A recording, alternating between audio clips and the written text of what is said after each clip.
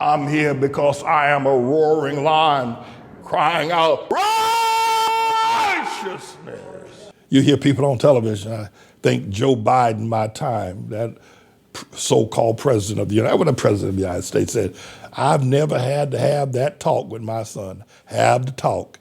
I've never had to talk with my son. What's the talk? The talk is, tell your son, when the police stop you driving while black, keep your hands on the steering wheel, keep your eyes on the road, and keep your mouth shut.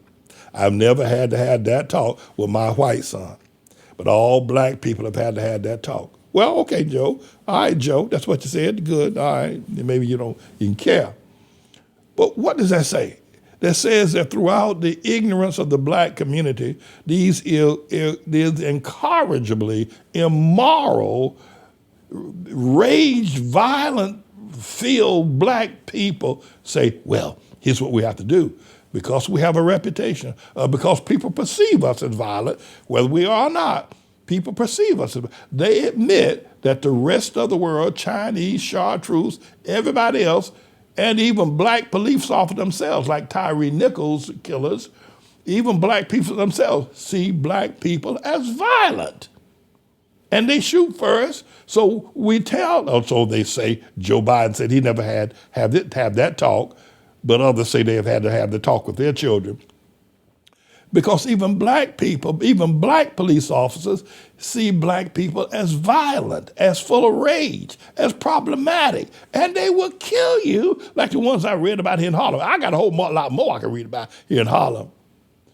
So on the one sense, Viola Davis and Halle Berry and LeBron James, y'all recognize that we have a reputation. So maybe rather than trying to correct the police, we need to try to build a new reputation. We need to try to help people see us as nonviolent. Maybe we ought to be working on that, because you admit that we have a bad reputation. Now you can say the reputation is unfounded. You're lying through your teeth and on your grandmama's breast if you say that the reputation is unfounded. Black people, I'm going to tell you, Halle Berry and Viola Davis ain't going to walk the streets of Harlem in the daylight by themselves, and every damn body knows it. Not in the black community. Now, they'll walk the streets of Beverly Hills. Sure they will. They'll walk the streets of Palm Beach. They'll walk the streets of white neighborhoods and don't even look when they hear other people around them. But they won't, Halle Berry, LeBron, they ain't gonna walk the streets of no black community, because they know black people, even they themselves, even Halle Berry and Viola Davis, approached by a group of 15-year-olds and 16-year-olds on a Harlem street at night, will shoot first and ask questions later, and every damn body knows it. But it is not only is there's this mass incorrigible ignorance in these so-called black professors like Eddie Gloyd, and the hypocrisy of Van Jones.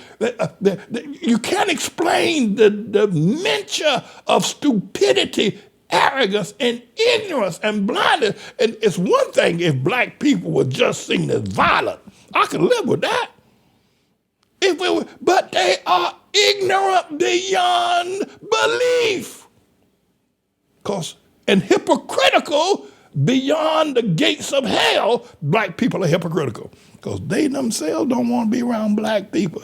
Yet they want the white police officer to do what they themselves, damn it, won't do. It is beyond the hypocrites of the doors of the gates of hell. Black people, Halle Berry, all the rest of them, Van Jones, Eddie Gloyd, all the rest of them, all of them. So they admit that keep your hands on the steering wheel. But the boy gonna get out the car and go run anyway. His parents listen, the police come up and tell you, show me, I'm gonna ask you a question. The police tell you to do something. The police tell you to not run. Your parents tell the black boy don't run, and he disobeys his parents and the police. What you gonna do about that? His parents told him, now, son, keep your hands on the steering wheel. Don't run from the police. Don't talk back. Keep your mouth shut. He ignores his parents, and the police kill him.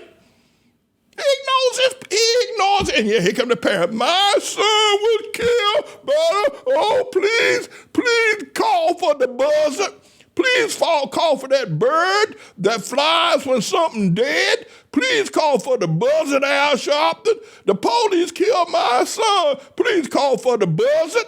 And then after you get the buzzard Al Sharpton here, please call for the Undertaker, Ben Crump. Please call for the Undertaker, Ben Crump. The police shot my son.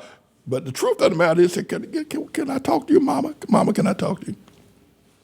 Mama, didn't you tell your son before he left the house to keep his hands on the steering wheel? Don't talk back to the police. Do what they tell you to do. Didn't you tell him to do that before he got out there? And Mama, you told him that because it is seemingly right for the police to use violence or to protect themselves if your boy starts acting crazy. So you told your boy, don't act crazy. You know, you told him, but your boy didn't even obey you. Now you out there, oh, please call for the buzzard. Please call for Buzzard Sharpton. Please call for the buzzard. We need the buzzard. No justice, no peace. No justice, no peace. We need the buzzard. Please call for the buzzard. Please call for the Undertaker. Please call the Undertaker Ben Crump. Please call for the Undertaker. No justice, no peace. But Mama, didn't you tell the boy to keep his hand on the steering wheel? The fool didn't. He shot at the police. I believe, in fact, I know, I'm going to prevail. Truth like this, and everybody Jewish and white knows this. What's wrong with y'all black people? And you black people know it too. That's why you have to talk with your son. But the moment he doesn't do what he's supposed to do, now you want the whole world to mourn with you. And you're calling for the buzzard and the Undertaker.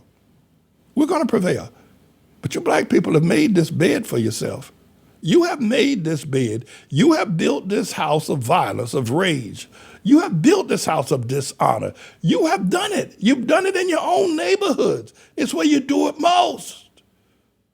And now you got to sleep in it. But I'm going to keep praying for you. And whether you believe me or not, I don't think there's anybody that loves you more than I do.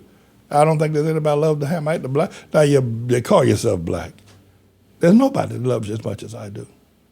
This is to be continued because there are going to be more shootings next week because these incorrigible.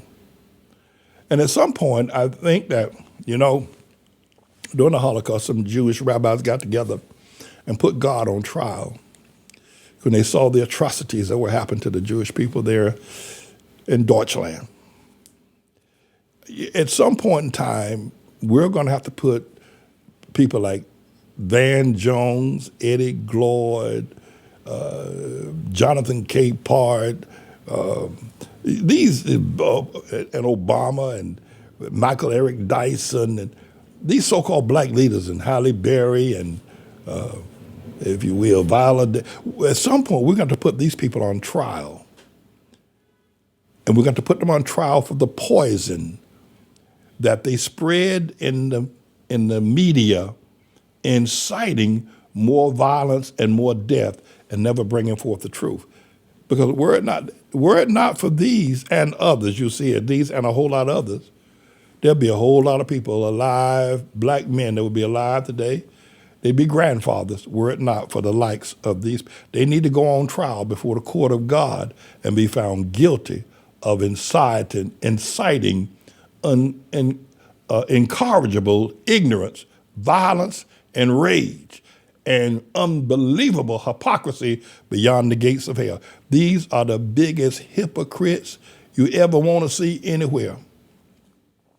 These people, in terms of their efficacy, their butthole ought to be the place from which they talk, and their mouth. I would rather hear things from their butthole than to hear the stuff that comes out of their mouth. The stuff that comes out of their mouth is worse than what comes out the average person's butthole. These and a whole lot more like them, including Viola Davis and that other woman, Halle Berry, and a bunch of others. This is to be continued. I'm James David Manning. I'm God's ambassador of love to the Hamite people.